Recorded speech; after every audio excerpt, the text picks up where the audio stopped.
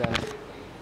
Berlibur ke Tanjung Pinang naik kapal selam. Cakep! Minggunya di dermaga. Cakep! Jika kami mengucapkan salam, harap dijawab dengan lantang dan bertenaga. Assalamualaikum warahmatullahi wabarakatuh. Shalom, Om Swastiastu, Namo Buddhaya, salam kebajikan. Halo semuanya, kami dari tim debat SMA 5 Jakarta. perkenalkan, saya Naisha Fatimah Rabania selaku pembicara pertama dan ditemani oleh dua rekan saya yaitu Naila Alfagarneta selaku pembicara kedua dan juga Dia Hajam Prasasti selaku pembicara ketiga. Dewan juri yang terhormat, izinkan saya untuk membuka argumentasi mengenai rekomendasi atau usulan untuk pengembangan unit Museum Sumpah Pemuda dalam rangka meningkatkan minat masyarakat kekinian. Dewan juri yang terhormat, berbicara mengenai museum tentunya tidak dapat lepas dari Peraturan Pemerintah Nomor 66 Tahun 2015 tentang museum. Disebutkan bahwa museum adalah lembaga yang berfungsi untuk melindungi, mengembangkan, memanfaatkan, koleksi dan juga mengkomunikasikannya kepada masyarakat. Sementara, menurut Kamus Besar Bahasa Indonesia, disebutkan bahwa museum adalah gedung yang berfungsi untuk tempat pameran tetap benda-benda yang patut mendapatkan perhatian umum seperti peninggalan sejarah, seni, dan juga ilmu. Selain itu, dapat diartikan juga bahwa museum adalah tempat untuk penyimpanan barang-barang kuno. Idealnya, museum memiliki fungsi sebagai tempat untuk melestarikan warisan budaya, sebagai media pembelajaran dan juga pendidikan, media kesenangan dan juga rekreasi atau sebagai tempat destinasi wisata edukatif. Museum Sumpah Pemuda adalah sebuah museum sejarah perjuangan kemerdekaan Indonesia. Museum ini memiliki koleksi foto-foto dan juga benda-benda yang berhubungan dengan sejarah Sumpah Pemuda.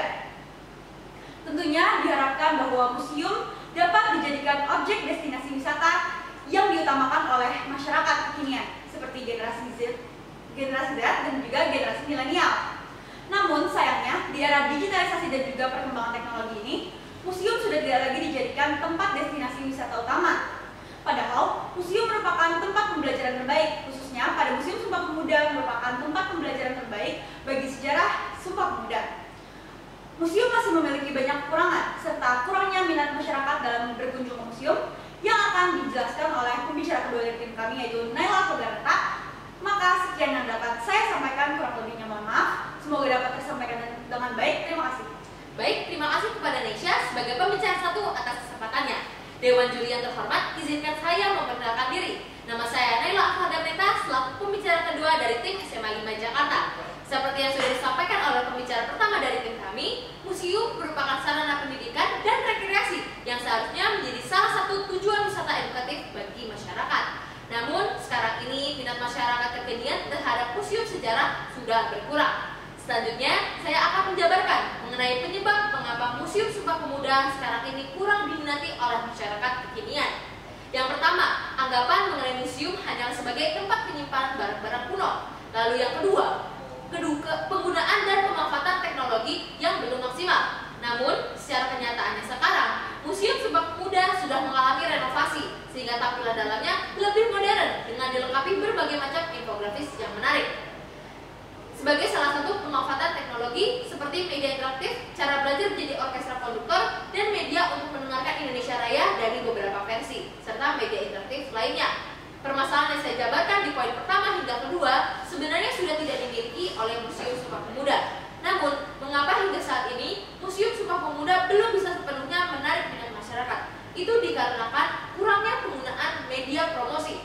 Dengan adanya permasalahan ini, akan sulit untuk menarik minat masyarakat karena mau seberapa banyak pun improvement atau penggunaan media interaktif digital yang menarik yang telah dilakukan oleh Museum Sumpah Pemuda. Namun, jika promosi tidak berjalan dengan maksimal, maka tidak akan banyak orang yang mengetahui betapa menarik dan menyenangkannya berkunjung ke Museum Sumpah Pemuda.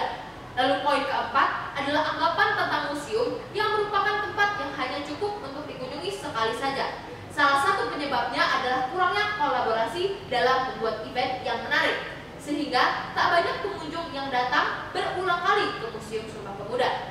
Lalu poin terakhir adalah jam buka yang kurang fleksibel. Bisa kita lihat di website Museum Sumpah Pemuda bahwa jam buka museum ada di jam 8 pagi hingga jam 4 sore dari hari Selasa hingga hari Minggu. Jam buka ini bagi kami adalah jam buka yang kurang fleksibel, terutama di akhir pekan. Sekian dari penjabaran masalah dari hasil diskusi dan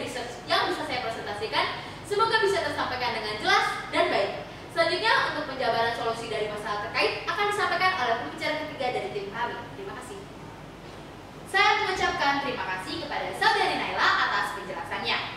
Bapak, Ibu Dewan Juri sekalian, izinkan saya, Dia Ajeng Prasasti selaku pembicara ketiga untuk melanjutkan. Telah disinggung sebelumnya mengenai kelemahan dan kekurangan museum baik secara general maupun Museum Sumpah Pemuda itu sendiri. Saya sebagai pembicara ketiga akan menawarkan beberapa solusi yang bisa diterapkan oleh pengelola Museum Sumpah Pemuda untuk menarik minat masyarakat kekinian. Yang pertama adalah melakukan kolaborasi dengan pihak swasta atau LSM terkait yang bersinggungan dengan bidang pendidikan dan cagar budaya. Kolaborasi ini diharapkan bisa meningkatkan atau memaksimalkan fungsi Museum Sumpah Pemuda sebagai layanan sosial dan layanan pendidikan. Yang kedua adalah menggabungkan unsur art, knowledge, information, dan entertain dalam penyajian koleksi maupun museum itu sendiri. Penggabungan 4 unsur ini sejalan dengan minat masyarakat yang lebih menyukai tempat yang menarik, berwarna, dan berteknologi. Ketiga adalah memaksimalkan penggunaan sosial media sebagai alat atau media promosi untuk memberikan informasi dan menarik minat masyarakat kekinian. Sekian solusi yang bisa saya sampaikan sebagai pembicara ketiga. Melalui data, referensi, riset, dan berbagai macam diskusi yang telah kami lakukan, izinkan saya untuk menyampaikan kesimpulan. Museum merupakan salah satu tempat untuk memberikan jejak informasi mengenai sejarah dan kebudayaan. Museum sebagai sarana pendidikan dan rekreasi seharusnya bisa menjadi salah satu tujuan wisata bagi masyarakat.